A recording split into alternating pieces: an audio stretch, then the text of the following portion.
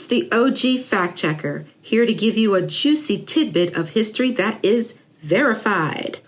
For this TOFC post, I'm spilling more tea, y'all. This time, I'm spilling it on the US Military Academy at West Point. If you think I'm going to say this tea has got a whole lot of lemon, you'd be wrong. This tea ain't that lemony as far as the number of false starts before West Point has its first black person to graduate. Let me put it to you this way. If there was a competition on number of attempts before there was a black first at a service academy, well, in this instance, Army beats Navy. The first black cadet at West Point was James Webster Smith from South Carolina.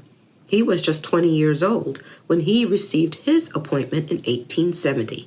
Smith was the son of a successful carpenter, and somehow he got the attention of a philanthropist called David Clark. I'm going to sidestep a little bit to explain an historical fact that may explain how Clark might have wound up supporting a random young black man from the South. Remember, I said blacks had white allies, and those allies pitched in any way they could, including educational sponsorship. After the Civil War, more blacks were driven to get an education because slaves weren't allowed to learn to read or write. Plus, they were blocked from attending all-white schools. If they did know how to read, it was because they were taught in secret. Now, as freed people, they have to support themselves. They have to be able to read, understand, and sign contracts. This is when the schools run by black women and northern white missionaries start popping up in the Union states. These schools, called freedmen's schools, increased in the early 1860s thanks to the Bureau of Refugees, Freedmen, and Abandoned Lands, also called the Freedmen's Bureau. This bureau was established in March 1865 and was responsible for all matters relating to the refugees and freedmen and lands abandoned or seized during the Civil War. This included helping newly freed slaves on the path to self-sufficiency. One of the ways you do that is through education. So the Bureau started designating buildings as schools for freed black people. Apparently, Smith was attending one of these freedmen's schools when he's plucked out of obscurity, sent to Hartford, Connecticut, and sponsored by David Clark. The only information I could find on Clark is that he was born in Hampton, Connecticut, and he settled in Hartford. His occupation in the 1850 U.S. Census is listed as merchant with real estate valued at $25,500, which suggests he was fairly successful for the time period. Clark sponsors Smith, who graduates from Hartford High School and is accepted into Howard University. He's only there for 3 weeks before he receives his appointment to West Point in 1870. There was another black cadet who entered at the same time named Michael Howard, but he failed his entrance exam and left. Smith does experience harassment and what's described as usual hazing. He's isolated and he's feeling the secret hostility from other cadets who refuse to interact unless absolutely necessary. Among the white cadets, it was well understood that any contact with Smith other than official was verboten, and any violation would yield unofficial consequences. Soon, the silent hostility is no longer silent. Cadets refuse to eat at the same table as Smith, and he gets into a fight at the mess hall for serving himself before a white cadet. Smith is detailing his experience in letters to Clark, and one particularly distressing letter about the mistreatment sets Clark off. So much so, Clark has the letter published in the Hartford Courant without Smith's consent, and it's reprinted in newspapers across the country. Things only get worse for Smith from here.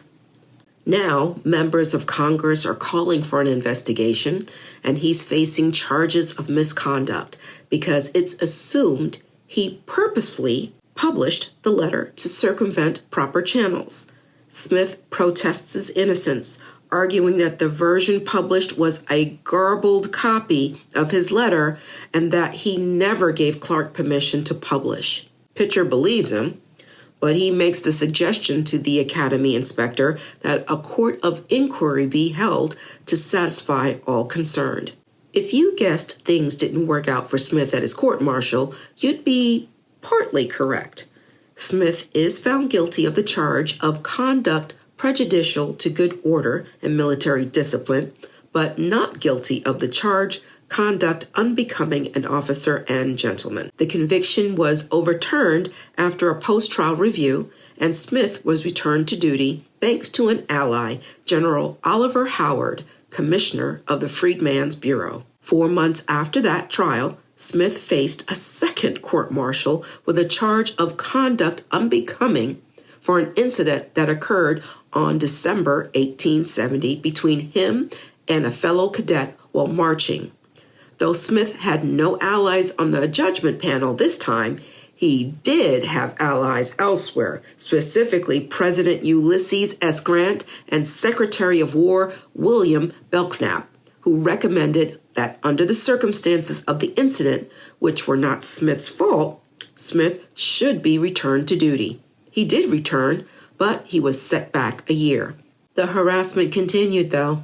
Smith managed to make it to his junior year in 1874 before he was found academically deficient in philosophy and booted out for good. Fortunately, he didn't allow his West Point experience to hold him back. He moved on to serve as Commandant of Cadets at South Carolina State University. The third black man to attend and the first one to successfully graduate from West Point is Henry O. Flipper.